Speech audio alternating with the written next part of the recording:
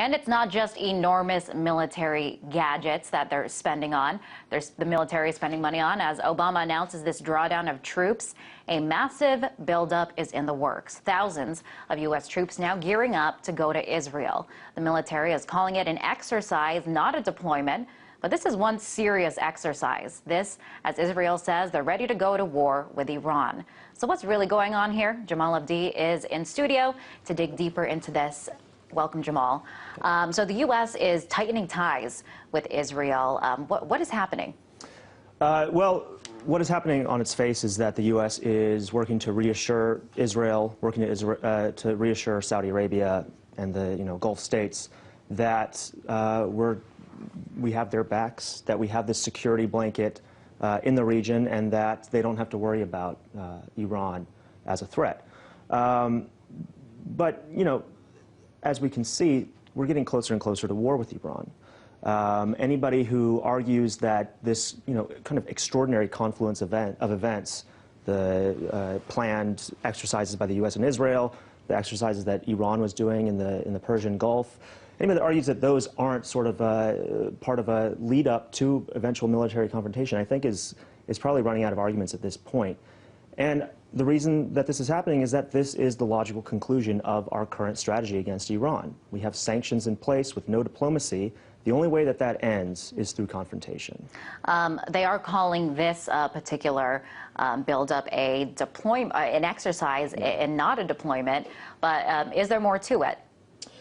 Well, this is something that has been planned for quite a while now. It's not the first time that this sort of exercise has been done with Israel.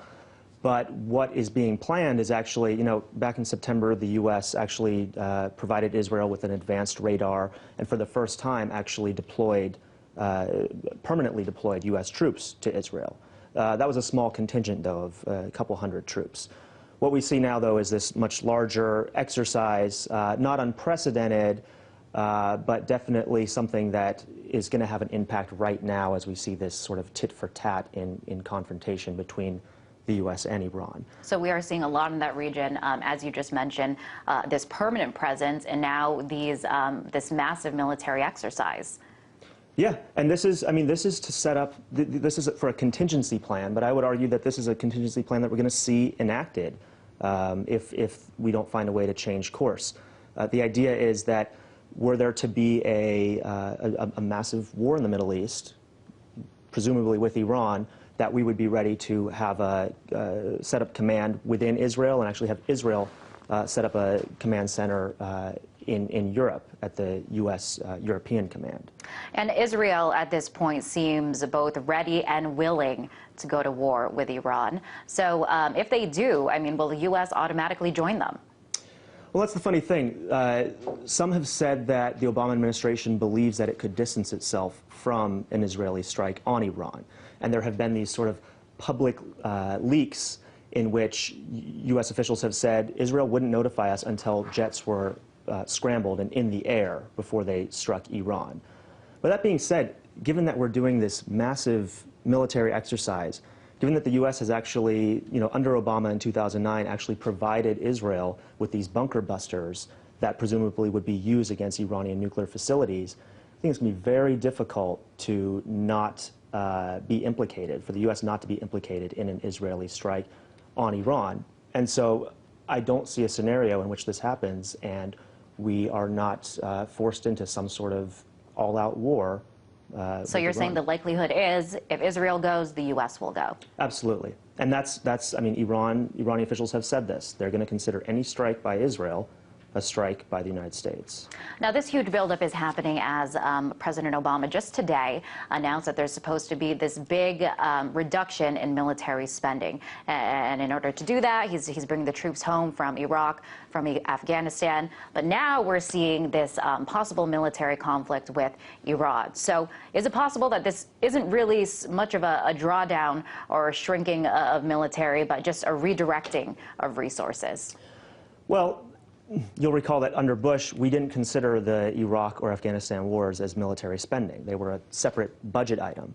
And I would argue that you can't actually reduce military spending unless we actually have a strategic realignment that puts more of a focus on diplomacy. we can't continue the policies of the Bush administration and of previous administrations when it comes to Iran, policies that can only end in military confrontation. If we don't change those, we're going to end up spending the money that previous administrations would have spent on a war. We're locked into this trajectory. One method that the U.S. is using are these sanctions, but some argue that these sanctions are in themselves an act of war. Well, Iran has said that they would consider sanctions on their oil exports and sanctions on their central bank an act of war. I think it could be reasonably argued that the covert attacks within Iran, and frankly, some of the things that Iran does could all be considered acts of war, and that there is a Cold War going on. There's also an economic war going on against Iran. So I think that we do have a low-scale war right now, and the question is, does that actually escalate out of control into a full-scale war? And I'll say that, what's happening now with Iran, people are calling it desperation. They're saying that what's happening is actually a sign that the sanctions are working. But I think that begs the question, what are the sanctions intended to do? If they're working to bring us closer to war, then absolutely they are working. But I don't think that that's the policy or the objective that the American people want to see with this. Well, it's said that the sanctions are supposed to prevent us from going to war, but it seems like that's not really what they are accomplishing. In the wake of all these events, of all the turmoil in the region, is war with Iran at this point unavoidable? It is avoidable. The question is, will we avoid it? It was announced today, Turkey is working to broker these talks between the P5+1 and Iran. If there's a serious investment in diplomacy, we may be able to get ourselves out of this game of chicken that we've locked ourselves in with, in which we're either going to go to war or somebody backs off. But, given the political situation, given elections coming up in Iran and the United States, it's going to take real political courage to figure out how do we do diplomacy, how do we take that off-ramp. And until that happens, I think that it will be inevitable. Jamal, thank you for weighing in on this. That was Jamal Abdi, the Policy Director for the National Iranian American Council.